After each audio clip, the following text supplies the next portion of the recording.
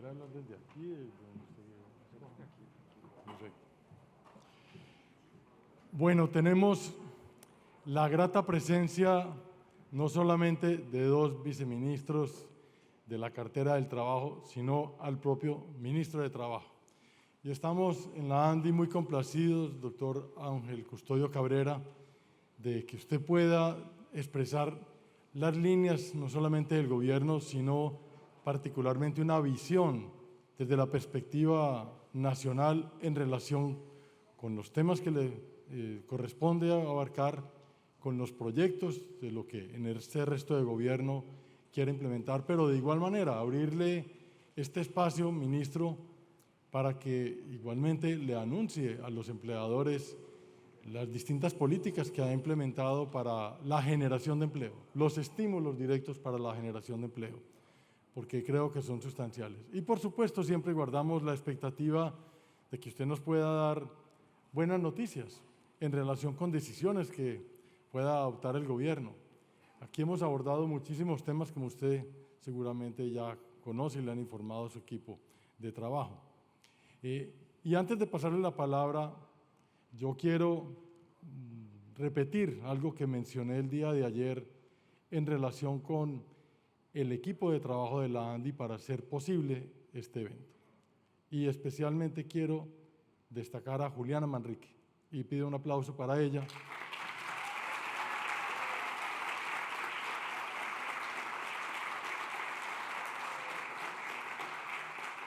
Porque ha desarrollado la totalidad de lo que ustedes ven. Ella se echó al hombro desarrollar este encuentro que significaba el reto de nuestro primer evento después de la pandemia. Y esta presencia de ustedes es una demostración de lo que creen ustedes que se puede hacer, de cómo somos capaces de recuperarnos frente a situaciones tan adversas como las que hemos vivido. Pero al mismo tiempo, una demostración del propósito, ministro, que tiene el mundo empresarial y en estos temas sociolaborales por hacer unas transformaciones gigantes. Hoy con las centrales sindicales les planteé la alternativa de poner una calificación en relación con la visión a 5 años del panorama de confianza.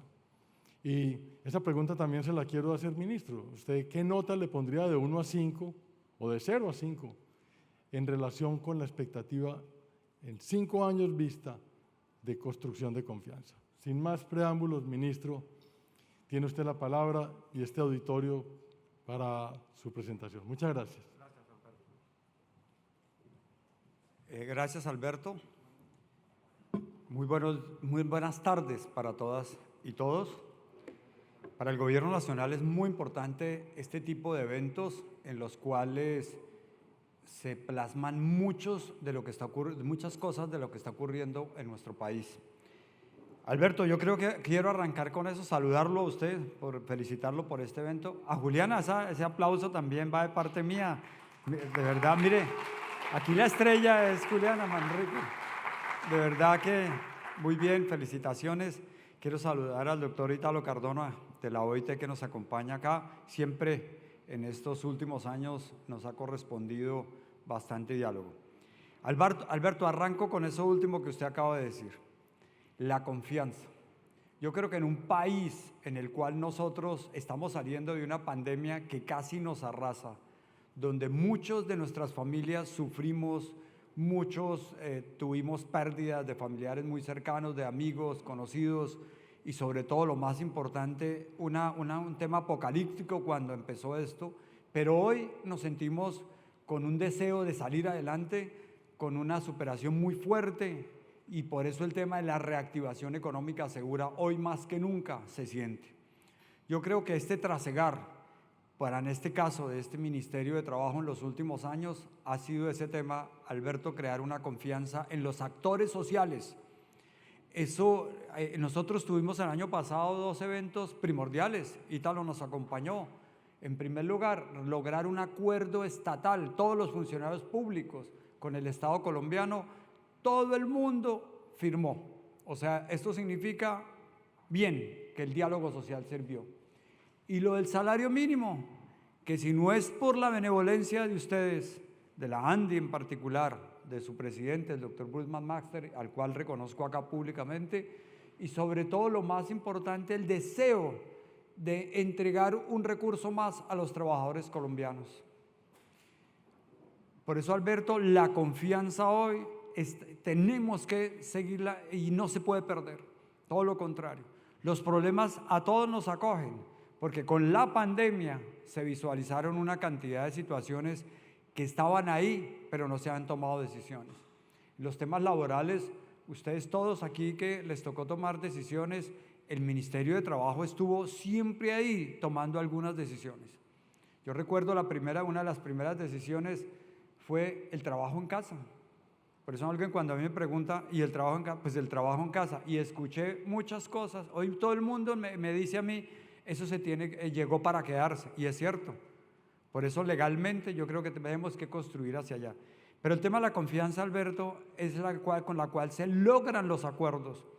Es con una confianza con la cual un país puede avanzar. Y por eso, no sé si eso había ocurrido antes, todo el staff del Ministerio de Trabajo está aquí, Alberto. Ese es un mensaje en el cual nosotros queremos mandar como Estado colombiano. ¿Y por qué? Así como estamos con las organizaciones sindicales, así como nos sentamos con todos los conflictos a diario que ocurren en este país, así también tenemos que estar con los empleadores, con los generadores de empleo de este país. Porque si no lo hacemos, a veces a mí me hacen unas preguntas bien curiosas y yo digo, pero al final del día, si no hay un generador de empleo, yo no puedo decir que voy a subir las metas o romper las metas de desempleo si no hay un generador de empleo al lado. Por eso siempre y por eso luchamos para conservar los empleos. Las decisiones que nosotros tomamos, en primer lugar, ¿cómo hicimos para que muchos de los empleadores acá presentes mantuvieran el empleo? Creamos ese subsidio a la nómina, creamos el subsidio a la prestación social como es la prima de servicios. Eso fue bien, y es más, la norma previó que si en el año 2022 había gente con dificultades, podíamos continuar con este tema. Y les doy un dato, a diciembre 31 nadie me solicitó el subsidio a la nómina para el 2022. Esto significa que la reactivación económica y todo lo que se hizo funcionó. O sea que esos temas avanzando. Cuando nosotros miramos nuestra misión de empleo que acabo de terminar y que la socializamos, hay muchos temas en los cuales hay que empezar a hablar, empezar a abordar y empezar a discutir, y en los cuales hoy más que nunca se requiere el diálogo, el compromiso de solucionar muchos temas. Dentro de la misión de empleo, por ejemplo, se planteó el tema en todo lo que tiene que ver con muchas prestaciones sociales, con muchos otros temas, pero quisiera tocar antes algo que siempre todo el mundo le dice a uno, los costos laborales. Yo quiero recordar la ley 1607 del año 2012, doctor Alberto Chavarría. El ponente de esa ley es la persona que está hablando acá. Por primera vez nosotros en un país, el Estado, empezó a hablar de eliminar costos laborales. Y por eso la seguridad social en salud la empezó a asumir el Estado colombiano, vía presupuesto. Y ahí eso generó automáticamente una ayuda en esa época, generó que las tasas de desempleo disminuyeran. Pero el tema estructural de las tasas de desempleo se mantienen hoy. Esto significa, claro que es que aquí 2 años de pandemia, a veces hoy yo escucho mucha gente y hablan como si no hubiera existido pandemia. La pandemia la sufrimos todo y todas las normas laborales tuvimos que adaptarlas a esas circunstancias. Y yo creo que esto también nos obliga a que si no estamos al lado de los trabajadores, al lado de los empleadores y el Estado regulando esa situación, difícilmente marchamos. Y por eso estamos acá completo el Ministerio de Trabajo. 2 viceministros ya han hablado acá y aquí está personalmente. ¿Y eso para qué es? Simplemente el mensaje que mandamos. El Estado colombiano protegiendo. Veo inclusive la UGPP está aquí presente. ¿Y eso como para qué? Buscando acuerdos de pago. Ya la filosofía nuestra cambió. La persecución al empleador, eso no es. La pandemia que nos enseñó, hay muchas deficiencias. En el caso nuestro laboral, nosotros creamos prácticamente un tema preventivo. Inclusive aquí la viceministra que se encuentra aquí conmigo, la instrucción que le di es esa: trabajemos preventivamente, hasta agotemos antes de colocar una multa. Porque más que yo que saco con colocar multas, entre otras me regañan los Estados Unidos que por qué no coloco más multas, y está escrito y todo. Yo les digo un momentico, antes de la pandemia, no sé, después de la pandemia respondo, pero aquí es un país diferente después de la pandemia y las relaciones laborales hay que construirlas, hay que generar ese tema de confianza, Alberto. Entonces, por eso hoy el Ministerio de Trabajo, más que perseguir a un empleador o lo que sea, es simplemente cómo solucionamos los conflictos laborales, y en esa tarea estamos. Para preservar el empleo fuera de la nómina, para mantenerlo, desde el año pasado creamos uno de los incentivos novedosos, pero muy oportuno, que hasta ahora está cogiendo aire, que es: incentivamos a la creación de nuevos puestos de trabajo en nuestro país. Lo creamos, quedó en la ley, nosotros ya lo habíamos creado por decreto de emergencia, pero sin embargo hoy lo tenemos. ¿Qué es? Subsidiar cualquier nueva posibilidad de trabajo en este país. ¿Y cuál es? Subsidiar el 25% de un nuevo puesto de trabajo para jóvenes entre 18 y 28 años. Eso ahí está muy fuerte, ya les doy los datos, pero a su vez, mayores de 28 años, hombres 10%, mujeres 15%.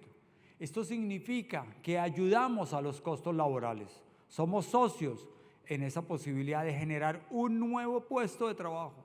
Y los resultados, ahí el dato lo entregué hace una semana, que es muy sencillo, que es 274,000 nuevos puestos de trabajo. Eso significa, entregamos cerca de 111,000 millones de pesos. Ahorita la nueva convocatoria, en el mes del 20 de marzo, arranca la convocatoria para enero y febrero. Y queremos seguir con ese tema por espacio de 3 años. Cada subsidio de cada nuevo puesto de trabajo es por 1 año y vale la pena que los empleadores lo utilicen. ¿Cuáles? Repito, 274,000, de los cuales 217,000 fueron para jóvenes entre 18 y 28 años. 34,000, 35,000 para mujeres mayores de 28 años y cerca de 21,000 para hombres mayores de 28 años. Total, 274,000 a diciembre 31. Esto significa que esa propuesta puede funcionar. Y les doy otro dato. Antes de la pandemia, porque yo a veces, sí, están las estadísticas del DANE, las encuestas y demás, y las proyecciones, pero yo he cogido últimamente unos datos muy concretos. ¿Cuáles son? Noviembre del 2019, tasa de desempleo 9.8. ¿Cuántas personas teníamos afiliados al sistema Pila? 9.800.000. En la tasa de desempleo más alta de este país, en el mes de mayo del 2020, 21.4, automáticamente el Pila se bajó a 9.100.000. ¿Cuántos tenemos afiliados hoy? 10.400.000, mi querido doctor Alberto. Esto significa que los empleadores de mayo del 2020 a hoy, 1.300.000 puestos de trabajo conservaron. Esto significa que, independiente de todos los temas estructurales que tenemos, el Estado, la empresa colocó los puestos de trabajo. Y hay otros datos que quiero hoy compartir con ustedes, porque cuando hablamos de la flexibilidad laboral, hablamos de otros temas que, entre otras, todo el mundo, cuando yo llegué acá me dijeron: usted tiene que hablar y tiene que salir ya a defender trabajo por horas. Entonces uno dice, trabajo por horas. Bueno, suena interesante. Acabo de llegar de Centroamérica. Quieren derogar las leyes de trabajo de por horas. Les doy ese dato. ¿Y eso por qué? Porque se volvió un tema político muy complejo. Pero al final del día, el trabajo por horas, en Colombia existe el trabajo parcial. ¿Cuál es el problema? Y lo dijo la misión de empleo. El problema es cómo se paga el acceso a la protección social de los trabajadores. No es con el valor que le pagan, sino por el valor de un salario mínimo. Y por eso ese tema es la discusión. Y nosotros como gobierno nacional, pues vamos a dejar una ruta para efecto de decir qué se puede hacer en nuestro país, qué podemos hacer, entregarlo ahí y podemos avanzar un poco y hacer la discusión pública que ya vamos a empezar a hacer. Pero también la misión de empleo nos colocó otros temas. Uno,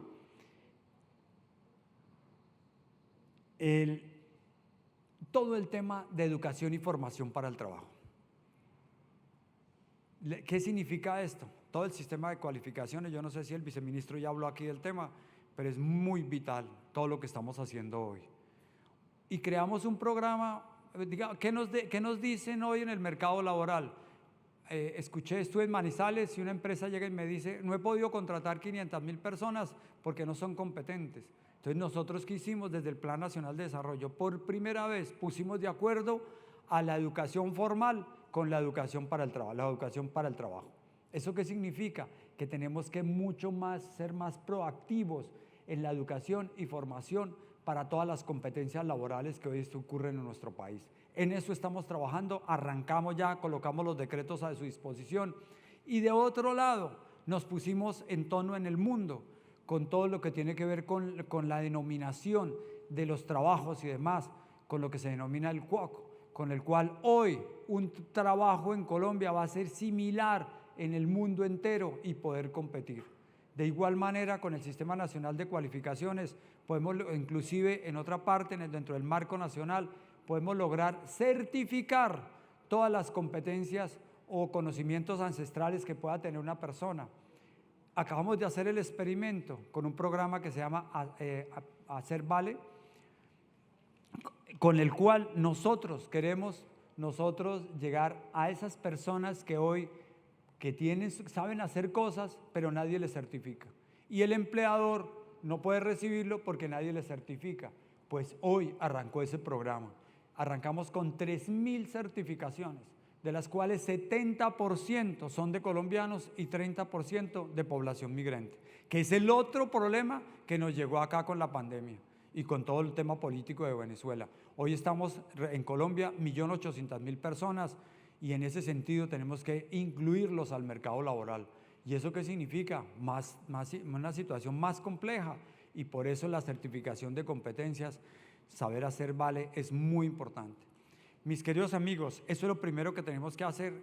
Toda la educación y formación para el trabajo es clave. La informalidad nos lo dicen en todo lado. ¿Qué vamos a hacer con la informalidad? Entonces ahí es cuando aparecen diferentes propuestas y demás. Nosotros propusimos el piso de protección social, está ahí, inclusive abrimos una mesa de discusión para mejorar esas posibilidades u otras alternativas, y estamos hablando muy fuertemente cómo logramos hacer. Vamos a hacer alguna propuesta en los próximos días para el tema del campo colombiano, vamos a ver cómo lo logramos armar y miramos en ese tema, porque nos lo dijo la misión de empleo. También nosotros, para efecto de ustedes, es clave lo que les voy a decir, doctor Alberto Echavarría, la negociación colectiva del sector privado. Yo creo que esto tiene que ser, porque el sector público sí tiene una negociación rápida, unificada, no es aquí que todos los días que tal presentando un pliego de condiciones a un empleador. Hay muchos empleadores que terminan todo el año en negociaciones. Tenemos que unificarlo para que sea un pliego por lo menos 1 año o 2 años, y de esa manera poder unificar. Eso lo vamos a entregar. Yo creo, doctora Isis, lo podemos entregar en el transcurso de este mes. Sí, un poquito más. Bueno, en mayo vamos a modificar el decreto 089 del año 2014, lo cual permite urgentemente esas negociaciones colectivas. Obviamente lo concertamos con las centrales obreras sin ningún problema, no hay ningún problema. De igual manera, antes de que termine el mes de marzo, tenemos que entregarle al país y a todos ustedes toda la reglamentación de teletrabajo, trabajo en casa, trabajo remoto y desconexión laboral. Porque hoy es lo que existe. Tenemos que entregar eso urgentemente porque el mercado laboral lo requiere. Hay muchos temas en los cuales la ANDI ya nos propuso todo lo que tiene que ver con los elementos de trabajo, un poco todas han sido prácticamente acogidas, de modo que mi doctora Isis, aquí por favor, cuando está listo el decreto, por favor, aquí ya mismo. No, pero de verdad, fuera de echar aquí chistes, pero lo que quiero es que antes del mes de marzo le entreguemos al país, al mercado laboral, estas reglamentaciones. Ya está para observaciones por todo lado. Es que lo necesitan. Reitero, Uno mira la ley de teletrabajo, unos instrumentos. Uno mira la ley de trabajo en casa, unos instrumentos. Mira uno trabajo remoto, unos instrumentos. Vamos a colocarlos todos de una vez para que podamos trabajar. Eso le permite la flexibilidad en muchos de los contratos que hoy existen, en esos acuerdos entre el trabajador y el trabajador y el empleador para que se puedan realizar las actividades. Hoy prácticamente muchas de las actividades que se pueden realizar diferente de la oficina, todo el mundo está trabajando de esa manera. En principio, con estos decretos que nosotros vamos a dejar, yo creo que calmamos mucho esa parte. Hay algunas discusiones porque hay actividades en las cuales pues no hay nada que hacer, toca ir a hacerlo presencialmente, las manufacturas, la industria de la construcción u otro tipo de actividades en ese sentido. Entonces, ese es el otro tema. Y otro tema que quiero anunciar aquí es la reforma al Código Procesal de Trabajo. En este momento estamos trabajando de la mano de la Corte Suprema de Justicia, ya tenemos un borrador, ya vamos a empezar a la socialización y es posible que lo entreguemos antes de que termine marzo, se lo presentemos al Congreso de la República, previa socialización con muchas de las personas. ¿Y eso como para qué? Pues mayor celeridad en los procesos laborales, descongestión en los despachos judiciales, mayor eficiencia en la justicia laboral de los trabajadores y la sala de casación laboral por parte de la Corte Suprema de Justicia. Esos son elementos nuevos que este Ministerio de Trabajo quiere dejar a disposición de los colombianos. Y de esa manera podemos nosotros seguir avanzando en muchos otros temas. Y yo quiero reconocer aquí públicamente cuando nosotros incrementamos el salario mínimo, eso tenía unas condiciones muy fuertes. Entre otras, mi amigo Francisco Maltés, creo que se fue, no sé, por aquí estaba, que me pidió que informarle que antes de que termine el mes de marzo estaremos pagando el incremento salarial en el sector público. Yo me pregunto hoy si nosotros no hubiéramos subido 10.07 el salario mínimo de muchos trabajadores y por efectos de la inflación, prácticamente la inflación en muchos casos lo amortiguó, pero ¿qué tal si no lo hubiéramos colocado? Yo creo que desde el punto de vista social y de solidaridad, lo que hicieron los empleadores es clave recalcarlo hoy en un momento de crisis como fue la pandemia. Pero también, Alberto, mire, cuando yo hice lo del salario mínimo, o hicimos lo del salario mínimo, ahí me llama mucho la atención, el 43% de los trabajadores que son formales son de un salario mínimo, el 34% de 2 salarios mínimos, y a partir de 4 salarios mínimos, más o menos 5 o 8%, y grandes salarios de más. Esto significa que tenemos que trabajar todos en mejorar la productividad, porque con la productividad nosotros podemos generar más riqueza, pero también todo lo que tiene que ver con la generación. Yo he visto muchas empresas que visito, los beneficios para los trabajadores son impresionantes. Eso significa que no solamente es con el salario mínimo como tal, el empresario hoy quiere ayudar más a sus trabajadores. Por eso nosotros como gobierno estamos ahí dispuestos a resolver muchos de esos conflictos y los hemos resuelto. En plena pandemia, a mí me criticaron que por qué yo no aprobaba urgentemente el despido colectivo inmediato. Nosotros hasta ahora creo que vamos a tomar una decisión en ese sentido. ¿Por qué no lo hicimos? Porque era un tema de solidaridad y muchos de ustedes lo entendieron. Los que sufrieron fueron las pequeñas y medianas empresas. Por eso creamos esos incentivos que hoy están ahí a la orden del día. La protección al cesante, donde al trabajador le garantizamos un ingreso monetario y su seguridad social por 3, 4 meses. De igual manera, creamos un subsidio para que se pagara a esos trabajadores que les suspendieron su contrato de trabajo. Creo que sumados los dos, ayudamos a cerca de 700.000 trabajadores con el apoyo de las cajas de compensación familiar, con el fondo que se creó para emergencias y con recursos del gobierno nacional. Repito, se logró aminorar muchas de esas situaciones. Hoy queremos entregarle al país una ruta para el tema laboral con base en los estudios de la misión de empleo para poder decirle al país, mire, hagamos esto a corto y mediano plazo. ¿Qué nos dice la misión de empleo? Que es algo curioso que me llamó la atención y que yo lo sé. El haber pasado por el Congreso sí que lo siento. Ustedes, por ejemplo, sienten de pronto una norma en el Congreso de la República para un caso específico y así sucesivamente. En los últimos 30 años, 20 años para no exagerar, han hecho 91 reformas del Congreso de la República de manera aislada. O sea, una cosita acá, otra cosita allá, otra cosita por acá. Y eso no conlleva a que tengamos una reforma laboral como se debe ser. Por eso lo primero que nos propone la misión de empleo es armemos todo el tema para dónde va nuestro país, 5 o 10 años, y a corto, mediano y largo plazo entregarle soluciones y sobre todo para salir adelante. Bueno, yo quería compartir aquí, para no extenderme más, aquí muy puntual, para no extenderme más. No sé si alguna persona quisiera alguna pregunta, no sé, yo aquí de querido, no sé, Julián. No, es que como yo soy con tranquilidad, cuando uno está de ministro, uno tiene que salirle a flote a todo lo que sea necesario.